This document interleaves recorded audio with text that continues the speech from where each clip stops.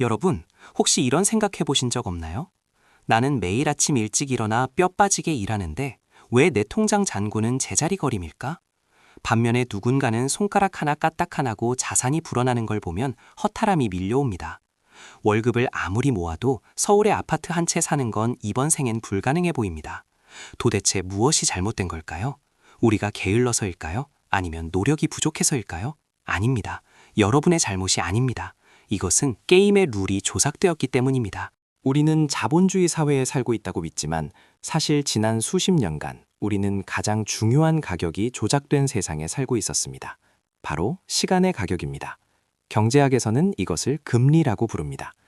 오늘 소개할 책 에드워드 챈슬러의 시간의 가격은 이 금리라는 녀석이 어떻게 우리 삶을 송두리째 흔들고 있는지, 그리고 왜 성실한 저축자가 바보 취급을 받게 되었는지에 대한 충격적인 진실을 폭로합니다.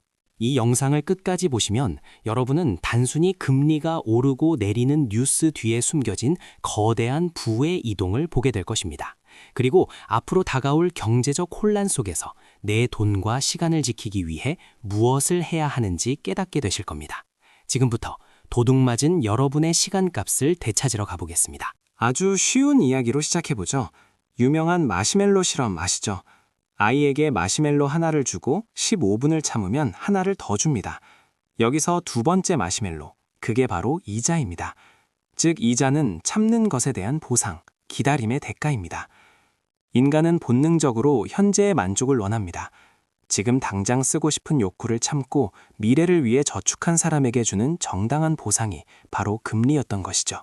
놀랍게도 이자는 돈이 발명되기 전부터 있었습니다. 고대 바빌로니아에서는 가축을 빌려주고 새끼를 낳으면 그 일부를 이자로 받았습니다. 헬라어와 히브리어로 이자를 뜻하는 단어는 출산을 의미하기도 합니다. 즉, 이자는 자연의 섭리이자 시간이 흐르면 가치가 불어난다는 자연스러운 법칙이었습니다. 그런데 현대에 와서 이상한 일이 벌어집니다. 경제 위기가 올 때마다 중앙은행에 똑똑한 분들이 나타나 마법을 부리기 시작했습니다. 경기가 어려우니 금리를 낮추자, 돈을 풀자. 의도는 좋았습니다. 하지만 그들은 금리를 0% 가깝게, 심지어 마이너스로 만들었습니다. 자, 다시 마시멜로 실험으로 돌아가 볼까요? 15분을 참아도 마시멜로를 더 주지 않는다면, 아니 오히려 뺏어간다면 여러분은 어떻게 하시겠습니까? 맞습니다. 아무도 기다리지 않게 됩니다. 저축하면 바보가 되는 세상이 된 거죠. 은행에 돈을 넣어봤자 물가 상승률도 못 따라가니 내 돈은 녹아내립니다. 그러니 사람들은 참는 대신 지금 당장 무언가를 사들이기 시작합니다. 그것이 부동산이든 주식이든 코인이든 상관없습니다. 기다림의 가치가 사라지자 투기가 그 자리를 채웠습니다. 저자는 이것을 everything bubble, 즉 모든 것의 거품이라고 부릅니다. 금리가 낮다는 건 돌을 빌리는 비용이 공짜에 가깝다는 뜻입니다. 너도 나도 빚을 내서 자산을 삽니다. 가격이 오르니 더 많은 빚을 냅니다. 한국의 아파트 가격 폭등, 미국의 주식시장 과열, 이 모든 현상의 뿌리에는 조작된 금리가 있습니다. 기업들도 마찬가지입니다. 정상적인 금리 상황이라면 망해야 할 기업들이 있습니다. 돈을 못 버는 기업이죠. 하지만 이자가 너무 싸니까 빚을 내서 연명합니다. 이들을 좀비 기업이라고 합니다. 좀비들이 살아남아 직원들을 고용하고 덤핑 가격으로 물건을 파니 건실한 기업들마저 힘들어집니다. 경제 전체의 생산성은 떨어지고 혁신은 사라집니다. 그저 빚으로 쌓아 올린 모래성일 뿐이죠. 더 큰 문제는 불평등입니다. 초저금리로 풀린 돈은 누구에게 먼저 갔을까요? 신용이 좋은 부자들, 자산을 가진 사람들에게 흘러갔습니다. 그들은 싼 이자로 돈을 빌려 자산을 더 샀고 자산 가격은 폭등했습니다. 반면 하루 벌어 하루 먹고 사는 노동자들은 치솟는 집값과 물가를 멍하니 바라볼 수밖에 없었습니다. 열심히 일한 죄밖에 없는 사람들을 벼락거지로 만든 건 바로 이 시간 가격의 왜곡이었습니다. 역사는 반복됩니다. 18세기 프랑스의 존 로라는 인물도 똑같은 일을 저질렀습니다. 종잇돈을 마구 찍어내고 금리를 낮춰 경기를 부양하려 했죠. 처음엔 모두가 부자가 된 것 같아 환호했습니다. 미시시피 회사의 주가는 하늘 높은 줄 모르고 치솟았습니다. 하지만 결말은 어땠을까요? 처참한 하이퍼 인플레이션과 국가 파산이었습니다. 우리는 지난 십수년간 물가가 오르지 않는 안정적인 시기라고 착각했습니다. 하지만 그것은 억눌린 용수철과 같았습니다. 저렴한 중국산 물건과 기술 발전이 물가를 낮게 보이게 했을 뿐 자산 가격이라는 진짜 인플레이션은 이미 폭발하고 있었던 겁니다. 중앙은행은 소비자 물가라는 좁은 지표만 보고 괜찮다며 계속 돈을 풀었습니다. 마치 계기판이 고장난 비행기를 조종한 셈입니다.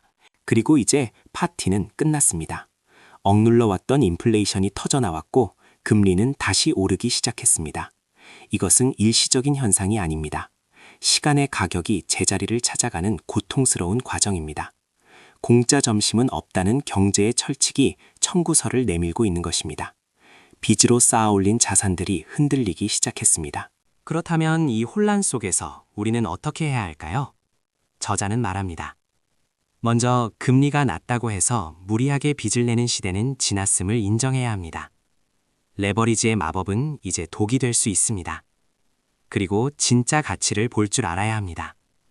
거풍이 낀 자산이 아니라 현금을 창출하고 실제 가치가 있는 자산을 구별하는 눈을 길러야 합니다. 가장 중요한 것은 시간의 가치를 다시 존중하는 태도입니다. 투자는 요행을 바라는 도박이 아니라 인내심을 가지고 기다리는 과정임을 기억해야 합니다. 쉽게 번 돈은 쉽게 사라집니다.